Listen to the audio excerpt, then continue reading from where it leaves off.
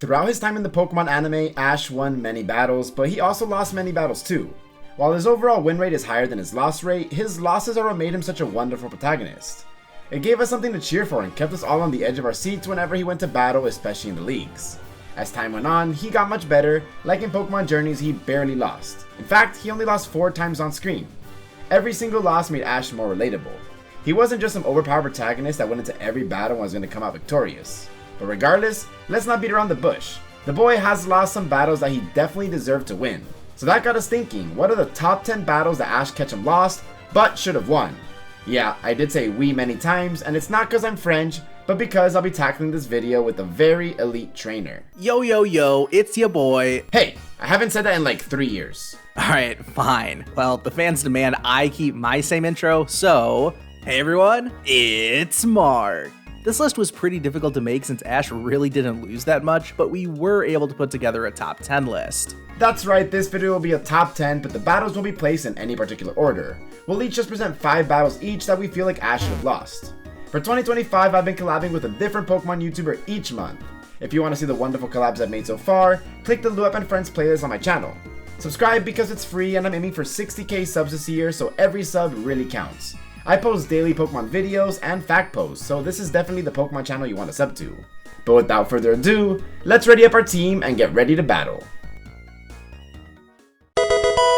That was a cool intro and all, but ironically the first battle we're going to talk about is one where Ash was not ready in the slightest for. The Indigo League arc had been building towards this climactic match between Ash and Richie, but then they completely botched it in my opinion. Team Rocket laid one of their most elaborate schemes ever to try and steal Ash's Pokemon before this match, and our hero had to use almost his entire squad just to send them blasting off again and make it to his battle on time. Once Ash got there, it was pretty obvious that he was in no shape to battle, but the match went ahead and it started off alright. Ash's options were limited since his Pokemon were exhausted, so he decided to risk it all and send out Charizard as his last resort. This was back when Charizard still disobeyed Ash, and they actually had Ash get eliminated from the Indigo League because one of his Pokemon refused to battle. Yeah, that was stupid. Given how Ash only lost because he had such an unfair disadvantage, I kinda think he should have won this battle. But the original series is full of weird writing choices like this one. Speaking of which, we have a technically here because when Ash had his rematch gym battle with Brock, he technically lost. If you don't remember, in episode 5, Ash had a battle against Brock for his first ever gym badge. In their first match, Ash stood no chance and got defeated pretty easily. But then he underwent a training arc and was able to re-challenge Brock later in the same episode. In their rematch, Ash was able to defeat Geodude with a Thunder Shock that shouldn't deal any damage, but due to his intense training, he was able to knock it out. And then when Brock sent out his Onix, the battle wasn't looking good for Pikachu. That is, until the sprinklers went off, wetting Onix and making him be able to get hit by electric attacks. Afterwards, Ash started frying up Onix, and if it wasn't for interference by Brock's siblings, he would have just won then and there. Ash ended up forfeiting, saying he wanted to win fair and square, but first of all, the gym environment going off wasn't his fault and part of the battle. And second of all, he should have just won then and there. I get that they wanted to make gym leaders extremely powerful, but Brock was just the first gym leader of his respective region, just like a certain normal one. okay, the next battle on our list is a completely rogue shout. I doubt most of you even remember the time Ash battled Cheren in the Black and White series. This took place after the Unova League. So, in theory, Ash should have been at the peak of his powers at this point of the series right after a league arc. And when Professor Juniper recommends they go visit Aspertia City's new gym, we learn that Cheren is still just a rookie gym leader who's struggling with confidence issues. Despite that, he didn't have any issues defeating Ash in a battle between Oshawott and Herdier. There's not really a whole lot to discuss about this match since it was so random and so short, but it always sticks out to me as one that Ash should not have lost. He had already won 8 Unova gym badges, and Cheren wasn't even presented as a strong trainer in this episode, but whatever. Ash has performed way better against much stronger trainers than this, such as... Late into his Kalos journey, Ash runs into Diantha, who of course is the champion of the region. Ash then decides that he wants to battle against Diantha and her Mega Gardevoir with his not Mega Greninja. The battle starts off with both of them in their base forms, but Gardevoir is clearly superior in strength, with Greninja unable to even touch her. Then after Greninja finally goes into its Ash Greninja form, it begins overpowering the champion level Pokemon. This causes Diantha to retaliate by Mega Evolving her Gardevoir. This sort of evens out both power levels, but clearly Gardevoir is on its back foot. Then when a collision of Shadow Ball and Water Shuriken happens, it's actually Water Shuriken that proves to be stronger, as it cuts through Shadow Ball and lands a strong hit on the fairy. Ash is clearly winning here when all of a sudden he passes it out due to exhaustion, causing Greninja to fall over too. Ash should have won this battle point blank. I get that they didn't want him defeating the champion of a region, especially before he even entered into the Lumiose conference, but this wouldn't have directly translated to him being stronger than Diantha overall. At the very least, they could have set up a rematch between the two of them, kind of like what happened with... One of my least favorite gym battles of all time was when Ash won the Dynamo badge from the Mauville City gym. Watson had his challengers ride this roller coaster that included a mechanical Raikou, and somehow this thing accidentally loaded up Ash's Pikachu with a ton of excess electricity. So when it was time for their gym battle, Supercharged Pikachu literally OHKO'd all 3 of Watson's Pokemon in no time flat. Once Ash realized what had happened, he tried to return his gym badge to Watson because he wanted to win fair and square. The gym leader turned him down though and let Ash keep the badge. Fast forward 19 episodes later and our heroes are passing through Mauville City once again. Ash and Watson did end up having a rematch, and this was the perfect opportunity for Ash to earn that badge he never should have won in the first place. Instead, they decided to have Ash's newly caught Torkoal eat the loss, which is just so stupid to me. Not only does it make Ash's new Pokemon look kinda weak, but it also reaffirms the idea that Ash doesn't deserve to have the Dynamo badge. Whoa, calm down there, bro, it's not that deep. It's always fun to see when Ash has a battle against one of his companions, but what makes Ash vs Misty at the World Cup even better is that this was an actual tournament. In the top 32, or top 16, due to inconsistencies we'll never actually know, Misty was slated to battle against Ash.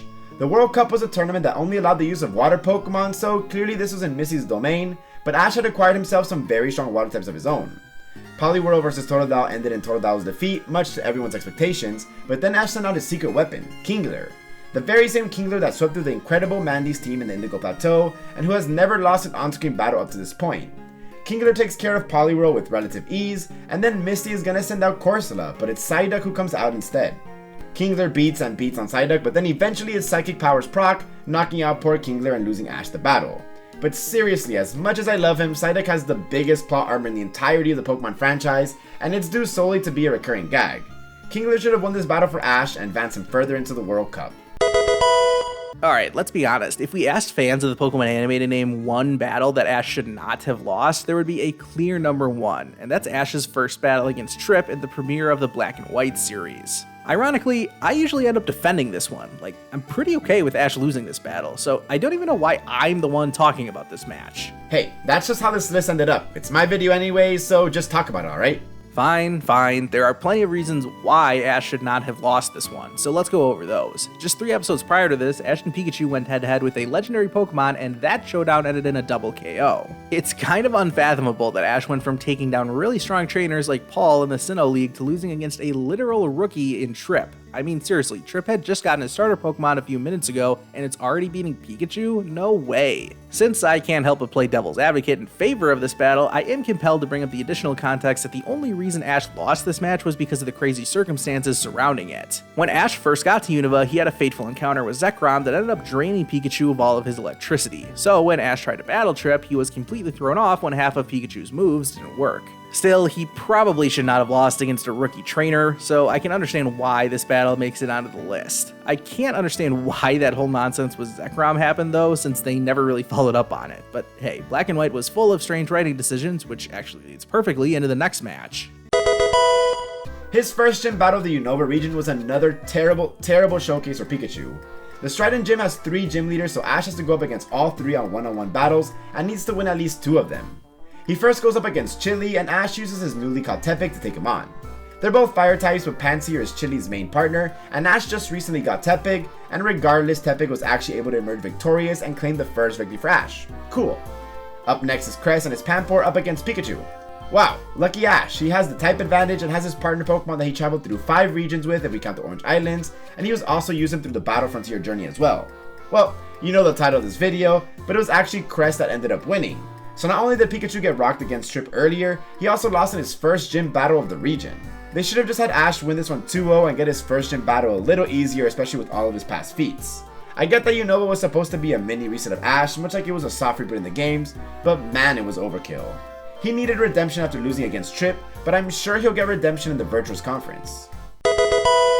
Yeah, about that. That's right, we've got yet another battle from the Black and White series on this list. Can't say that's much of a surprise, but let's talk about Ash versus Cameron. I started off this list by talking about one of the stupidest ways that Ash got eliminated from a Pokemon League conference, but I think his exit from the Unova League takes the cake. Cameron's entire character was that he was a strong trainer despite being a bit of an airhead, and I suppose this battle epitomizes that description. In this 6v6 full battle, Cameron only brought 5 Pokemon, and yet he still won. That's right, they had Ash get knocked out by some idiot who didn't even bring a full party of 6 to a full battle. Who thought this was a good idea? So yeah, that's why Ash vs. Cameron makes the list. I think that's a pretty easy one to understand. Still, this wasn't a terrible battle by any means, at least in my opinion. Like, it starts off pretty good by Cameron whipping out his secret weapon in Hydreigon, and this created almost like a boss battle scenario that I thought was really unique. The rest of the battle is decent too, but it all falls down when Cameron sends out Riolu as his 5th and final Pokemon. It kinda sucks the air out of the place when everyone realizes that Cameron is a complete idiot, yet it was him that ended up having enough plot armor to see his partner Pokemon evolve mid-match and pull through with the victory. To make things even more nonsensical, they had also spent a decent chunk of time building up Virgil as this cool league rival for Ash, only for them to never battle as Virgil and his team Eevee went on to win the whole thing. So yeah, just another reason why Ash should not have lost to Cameron. Finally, our boy has redeemed all losses up until now and defeated Leon to become the World Monarch. Which, coincidentally, is a battle that features in the other half of this collab, but I'll let Lua plug that at the end. He's now officially recognized as the strongest trainer in the world. To cap up such a wonderful experience, he sets out on a mini adventure with his old Pokemon in the aim to be a Pokemon Master Series. In the second episode, he meets up with Misty and they both go fishing. They eventually find a Clauncher, but they argue on who gets to keep it. Ash and Misty decide to have a battle to decide who gets to keep it, and our boy Ash Ketchum should have had this in the bag. Misty uses her Politoed, and Ash goes with his trusty Corphish. While it isn't his strongest, it was good enough to snag him a win in the Battle Frontier. However, as the battle went on, it would eventually be Politoed who emerged the winner, giving Misty both the win and the Clauncher. I feel like they should have made Ash win, showing that he's able to be a powerhouse in battle no matter who the Pokemon that he is commanding. But they can also show his kindness after his win by still allowing Misty to take care of Clauncher. It was such a letdown to have him lose his only real battle after becoming World Monarch, and this is one of the only 4 on-screen losses that happen in the entire Pokemon Journey series. Like, we should just erase it and pretend it never happened. So, those are our top 10 Ash Ketchum losses that should have been wins. If you made it this far, consider liking the video and subscribing to both our channels if you enjoy Pokemon content. In this video, we talked about the losses that should have been wins, but on Mark's channel, we'll discuss the top 10 wins that should have been losses, so go check that out now, and I'll catch you over there. But for now, I've got to find another battle to lose, so I'm out. Peace.